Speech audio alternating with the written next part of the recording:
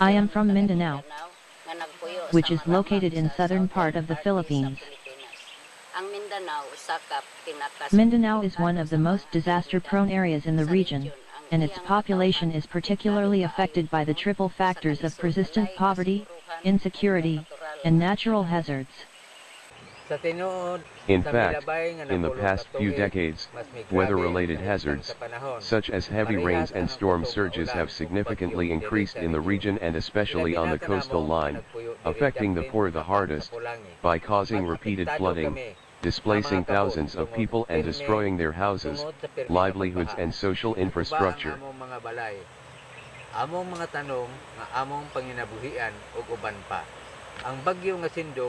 Typhoon Sendong in 2011 and Typhoon Pablo in 2012 are the most recent examples of the critical disaster situation in Mindanao.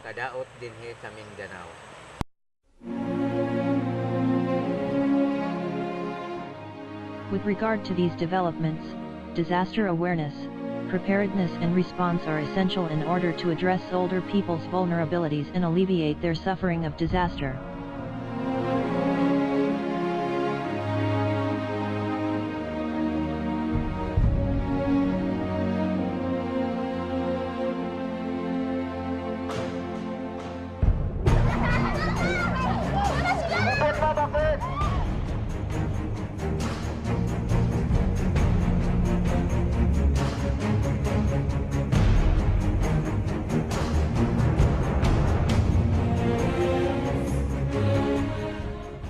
Therefore, aim of COSE's project was to increase the capacity and reduce the vulnerability of the communities and especially of older people to disasters, as well as to advocate with various stakeholders in the Philippines and regionally on older people's and other vulnerable groups' inclusion in DRR.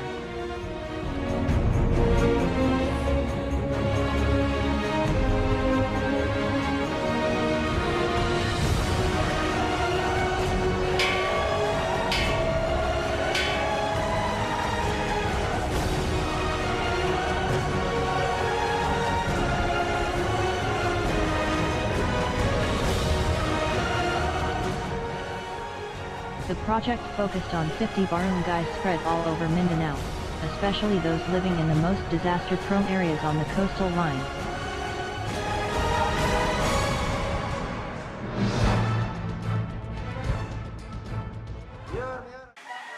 Targeting especially older people like me,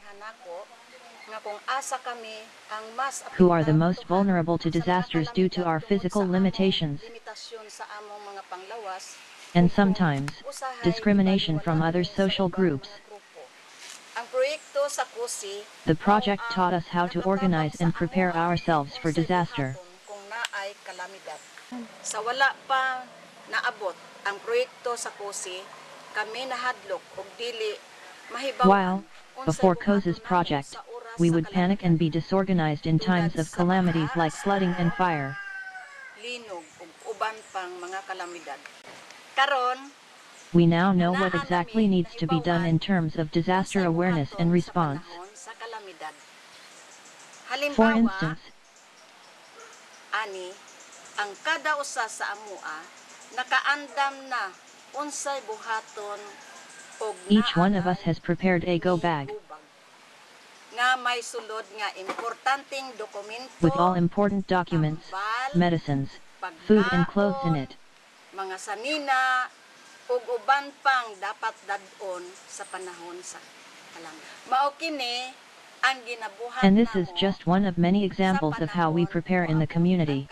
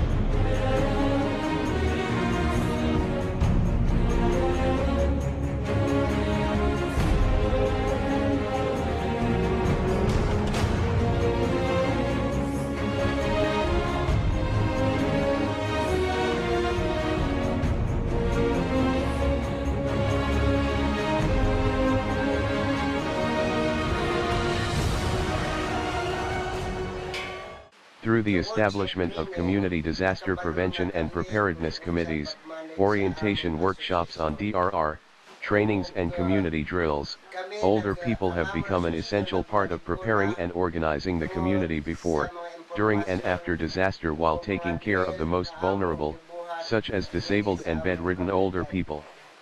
By organizing trainings, distributing DRR equipment and conducting community drills, COSE gave us the tools to face disasters whenever they may occur.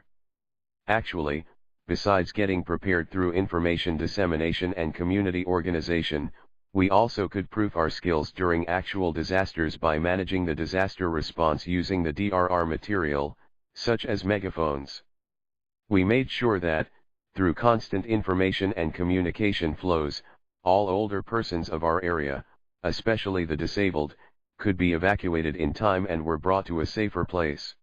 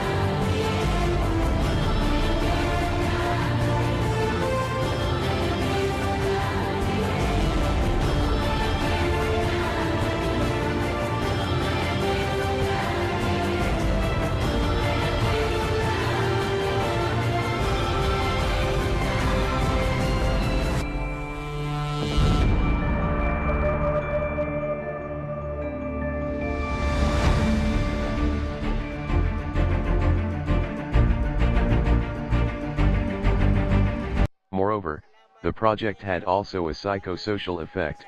We have gained much more confidence in ourselves and created strong relationships with other community members. Even if we are limited in our physical efforts, we now can protect and help ourselves as well as others. For instance, through early warning systems and radio broadcasts, we will inform the community about coming calamities. So, we play a major role in terms of preparedness. We have also been able to share our newly acquired knowledge and skills with other family members, friends, neighbors, the local government and the whole community.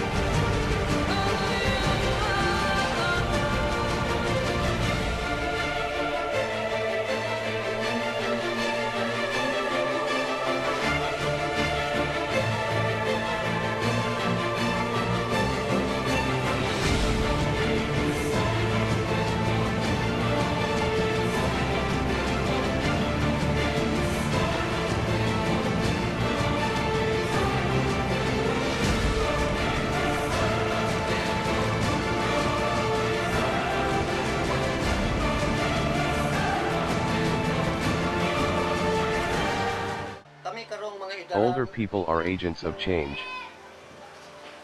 Nagakalig-on ang amuang kahimtang. Dili lang sa pagpreparar sa mga kalamidad nga umaabot, kundi aduna kami mga desisyon We are more competent now, not only when it comes to disaster preparedness and response, but also in making decisions and taking leadership within the community. O usab ang mga idaran kami karon na-recognize kami sa amo ang lokal nga Likewise, barangay. our effort as OPs has been recognized by other players such as the local government and civil society organizations. Na-recognize usab kini sa amo ang katilingban susama sa among grupo sa mga idaran.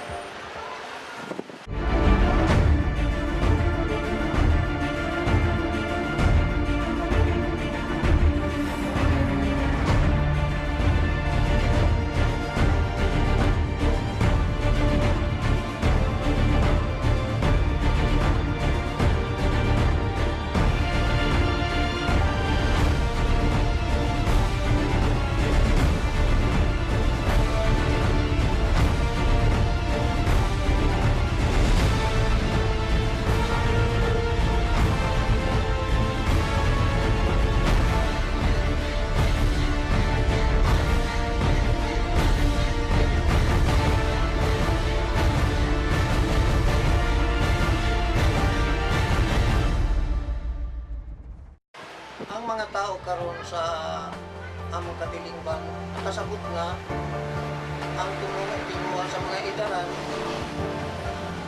dili lang sa maong pagpreparar sa mga umaabot nga kalamidad kundi usab ang paghatag og solusyon sa maong kahuyang. People now understand that older people's contributions are central to community disaster preparedness in order to address the community's vulnerability in a proactive manner.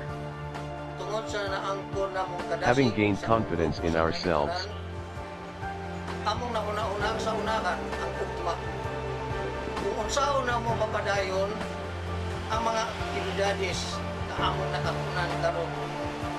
Ug kini among gitan-aw gitungog namo ngadto sa pag-agni, paghukong, pagdani sa mga kauban namong mga idaran aron salmot. we have also been thinking about the future and how we can actually continue with our activities by mobilizing and organizing the community.